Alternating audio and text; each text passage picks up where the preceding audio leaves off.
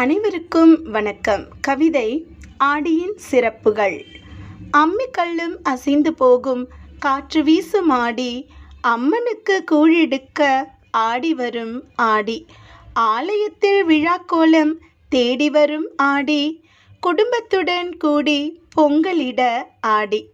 குதூகலமாய் தள்ளுபடி ஆடை வாங்க ஆடி, ஆற்று நீரும் பெருக்கெடுத்து ஓடி வரும் ஆடி, ஆடிப்பட்டம் தேடி பார்த்து விதை விதைக்கும் ஆடி, பயிர்களெல்லாம் பசுமை பெற தலையசைத்து தேடி, பொன்னி நதி கூடி ஆடிடுமே ஆலோலம் பாடி,